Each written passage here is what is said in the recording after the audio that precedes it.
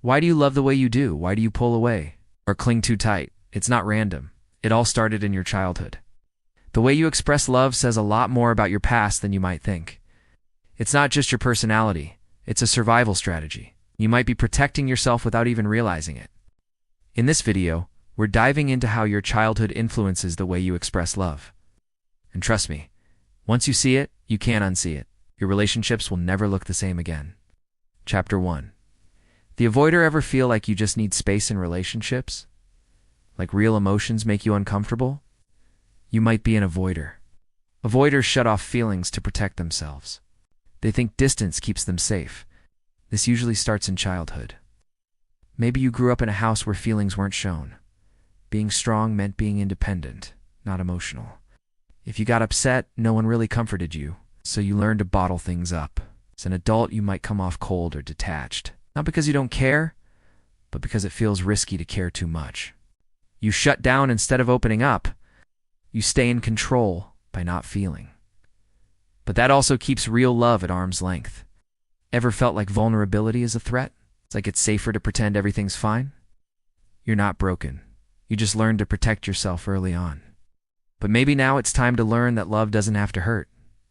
Let people in, even just a little. Chapter 2. The Vacillator. Ever fall for someone fast and freak out the moment they disappoint you? That roller coaster might mean you're a vacillator. Vacillators crave deep connection, but they're always waiting for the crash. They idealize love, then panic when reality kicks in, and suddenly they're ready to bounce. It usually starts with an unpredictable parent. One day they're loving, the next they're distant.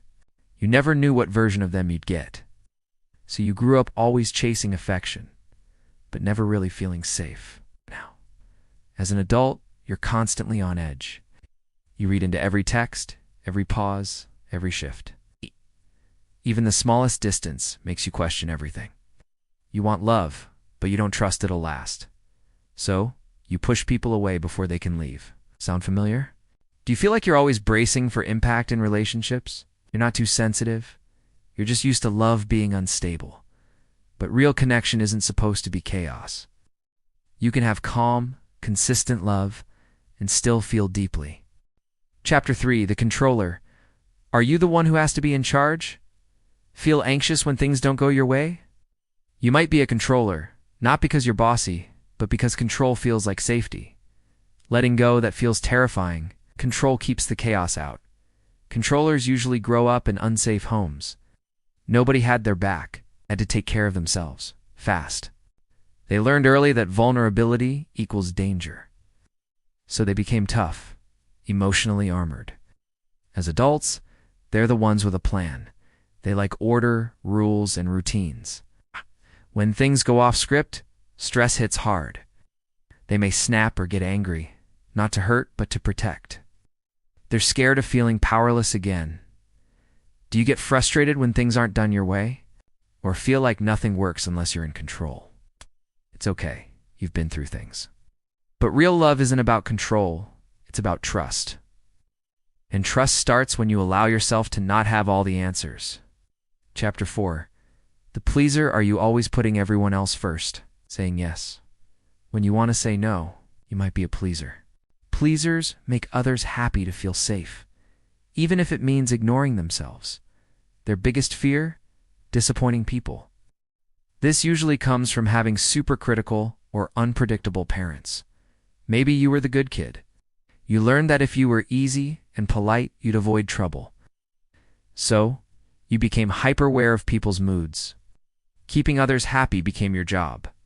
As an adult, conflict feels like a threat. You'll lie, avoid, or over-apologize just to keep the peace. You hate saying no. You feel responsible for everyone's emotions. And over time, you lose yourself in the process. You ever feel like you're disappearing in your relationships? Like you don't even know what you want anymore? You don't have to keep people by pleasing them? The right people will stay, even when you speak up. Your needs matter too. Chapter 5. The victim. Some people don't fight. They freeze. They go silent. Agree to everything. Been hurt so much, they've learned it's safer to disappear. These are the victims. Not weak, just wounded. And deep down, they're tired of surviving. Most victims grew up in chaotic homes. Yelling, violence, fear. It was constant. So they stopped trying to speak up. Staying quiet felt safer. Even now, silence feels like protection. As adults, victims often feel stuck. They stay in toxic relationships because they feel powerless. They don't believe they deserve better. They accept less because that's what they're used to. They confuse love with compliance. Do you feel like you've just been getting through life? Like your voice doesn't matter? You didn't choose that. You learned it. But you don't have to keep living in survival mode. You deserve to be seen, heard, and respected. Conclusions so. Which love style hit home for you? Did this video make you reflect on your childhood or your current relationships? It's not easy revisiting the past, but it's the first step to healing. Self-awareness leads to change. Real love starts with knowing who you are.